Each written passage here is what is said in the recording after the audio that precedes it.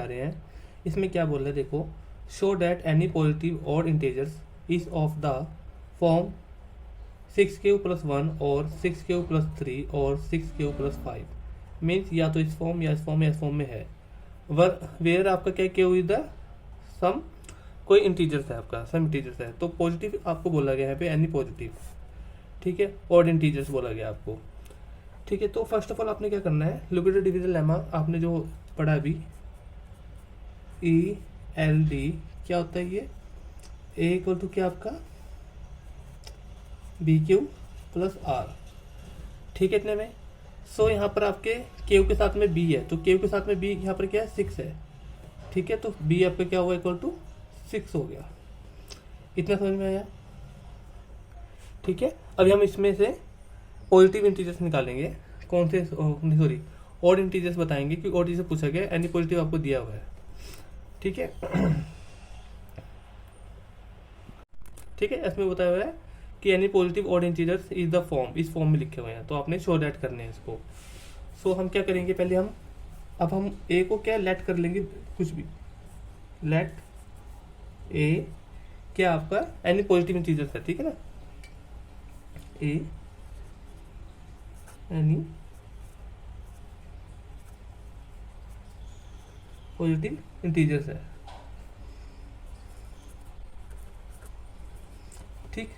सो अब आपने क्या करना है, अब आपको पता है कि जो आपका आर होता है, रिमाइंडर जो आपका होता है, ये आपका ग्रेटर देन बी होता है, और ग्रेटर देन या इक्वल आपका 0 होता है, या तो आर आपका 0 आ जाएगा, या आपका आर 0 से लेस देन आएगा, ग्रेटर देन लेस देन आएगा, ठीक है, या तो 0 से ऊपर ही आएगा या 0 आएगा, माइनस तो नहीं आता ना कोई भी हमारा, जब हम डिवाइड करते हैं कोई भी चीज़, तो रिमाइंडर हमारा कोई माइनस में तो नहीं आता ना, तो वही चीज़ है यहाँ पे। अब आपने क्या लिखना है यहाँ पे, आप कर लो कोई भी वैल्यू पुट कर लेते हैं आर की, यहाँ पे जैसे मान लो पॉसिबल वैल्यूज क्या हो सकती है आर की,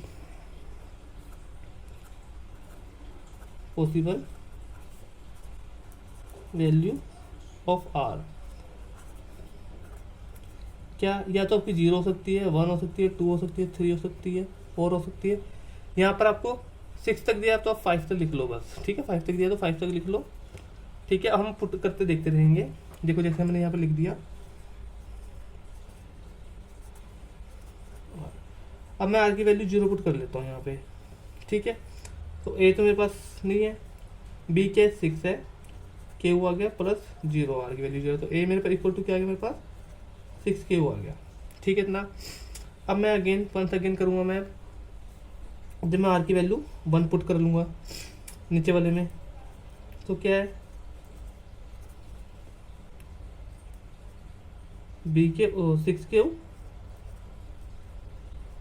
प्लस आर की वैल्यू 1 है, तो ए मेरा ये आ गया आपके पास, और ठीक है इतना।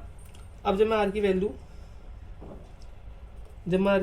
2 पुट कर लेता हूँ, तो क्या आता है मेरे पास, आप ये देखो 6 + 2, ए मेरे पास ये आ गया इक्वल टू, पहले ए मेरे पास 6 आ गया था, फिर ए मेरा आया 6 + 1, फिर ए मेरा आया 6 + 2। अब ऐसे ही आप आर की वैल्यू 3 पुट करके देखो, तो मैं ड्रैग कर लेता हूँ यहाँ 6 + 3 आ गया यहाँ पे, ए की वैल्यू मेरी क्या आई 6 + 3, जब मैंने आर की वैल्यू 3 पुट करी। जब मैं आर की वैल्यू 4 पुट करता हूँ तो ए की वैल्यू क्या आ जाएगी 6 + 4, और जब मैं आर की वैल्यू 5 पुट करता हूँ तो ए की वैल्यू क्या आ जाएगी 6 + 5। अब आपने तो क्या देखना है, ऑड इंटीजर्स देखने हैं। ऑड इंटीजर्स क्या होंगे, जैसे मान लो 6 आया यहाँ पर, 6 से आपका 2 से डिवाइड हो जाएगा, जो 2 से डिवाइड हो जाता है वो आपका पॉजिटिव इंटीजर्स होता है, ठीक है ना, सॉरी इवन इंटीजर्स होता है, जो 2 से डिवाइड हो जाए, जो 2 से डिवाइड ना हो वो ऑड इंटीजर्स होते हैं। तो ये तो हो जाएगा 2 से डिवाइड, 6 + 1 ये नहीं हो पाएगा 2 से डिवाइड, ठीक है, तो एक तो आपका ये हो गया ऑड।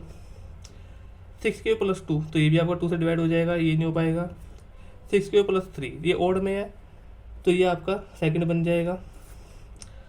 अब ये भी आपका इवन में आ रहा है, तो ये 2 से डिवाइड होगा तो नहीं माना जाएगा, और ये आपका ऑड में है तो ये आ जाएगा।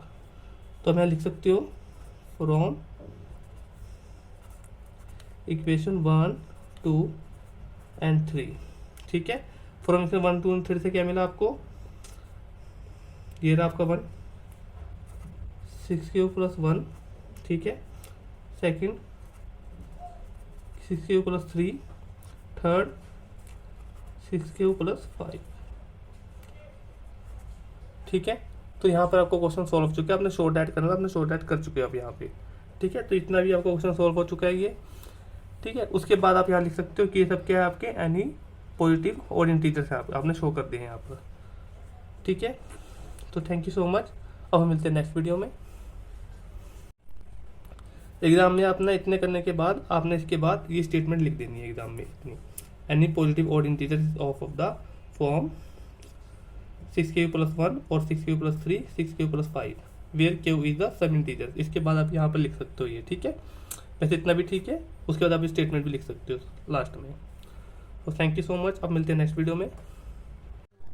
अब स्टूडेंट्स हम क्वेश्चन नंबर 3 करते हैं, ठीक है। मैं क्वेश्चन पढ़ के बताता हूँ आपको उसका meaning. First of all, an army continent of 616 members, ठीक है, is the March behind an army band of 32 members in a parade, ठीक है। एक मीन्स आप समझ लो आपके 32 मेंबर्स हैं बैंड वाले, उनके पीछे आपके 616 मेंबर्स चलेंगे, ठीक है। The two groups are the march in the same number, दो ग्रुप बनेंगे सेम नंबर्स में। But is the maximum number of the columns in which they can march, maximum column जिसमें वो मार्च करे, दो मैक्सिमम कॉलम आपको बताना है। तो आपको पता है सिंपली आपको क्या करना है इसमें, आपने सिंपल फर्स्ट ऑफ ऑल आपने पहले तो देख लेना है, इन दोनों को लिख लेना है, इनका ऐसे फाइंड आउट करना है। जब भी आपको हाईएस्ट बोले ना, यहाँ लिखा था आपका मैक्सिमम, सॉरी मैक्सिमम मतलब हाईएस्ट ही होता है कि हाईएस्ट आपको फाइंड आउट करना है आपने। तो आपको पता ही है इसमें ए क्या होता है, ए ग्रेटर देन बी होता है आपका, ठीक है। तो हम एल्यूड, ठीक है। सो हम यहाँ पे यूक्लिड डिविजनल एल्गोरिथम यूज करेंगे, ठीक है। यूज करो अब यहाँ पे Euclid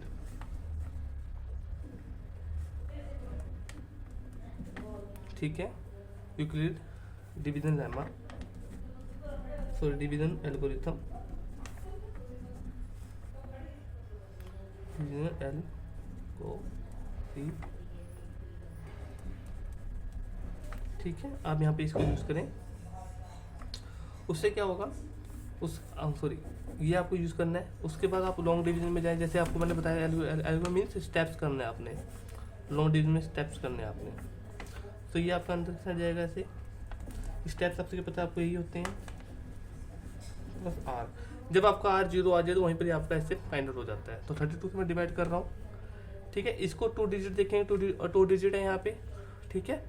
so first of all आप देखो कि 2 से कर तो ज़्यादा हो जाएगा, तो मैंने इसको 1 से कर दिया और माइनस करा क्या है, 9 आया, 2 आया एंड 6 आया। अब आपको वंस अगेन पता है कि अगर मैं 3 को 10 से करता हूँ 320 आ जाएगा, तो 3 को 9 से करना पड़ेगा। जब मैं 9 से करूँगा तो मेरे पास वैल्यू इतनी आएगी समथिंग, ठीक है। अब आपको पता है 16 में से हट गए 8 और 0, ठीक है, 0 आ चुका आपका। आपका रिमाइंडर कितना बता, 8 बचा। तो मीन्स अभी आपका स्टेप नहीं माना जाएगा, आप इसको आगे फर्दर सॉल्व करेंगे। अब आपको पता है 8 4 जा 32 होता है, तो आपका रिमाइंडर 0 आ चुका है। आप देखो यहाँ पर कैसे लिखना है आपने इसको, ये अपने स्टेप्स बनाने हैं, एल्गोरिथम स्टेप्स ऐसे होते हैं आपकी। ये प्लस रिमाइंडर कितना बचा था आपका, जो आपने इसको किया 8 बचा, ठीक है। वंस अगेन 32, 8 को 4 से किया तो रिमाइंडर क्या बचा मेरे पास, 0 बचा, सॉरी 0 ऐसे लिखेंगे। तो एचसीएफ मेरा क्या है, 32 मेरा एचसीएफ है। यही आपका आंसर बन जाएगा, ठीक है। इसमें यही आपका आंसर बन जाएगा, यही आपको करने को बोला था इसमें। आई होप आपको समझ में आया होगा। सिंपल सा क्वेश्चन है, आप इतना कर दो वो भी आपके लिए सफिशिएंट है। फुल ऑफ मार्क्स मिलेंगे फिर आपको। Thank you. अब मिलते हैं नेक्स्ट वीडियो में।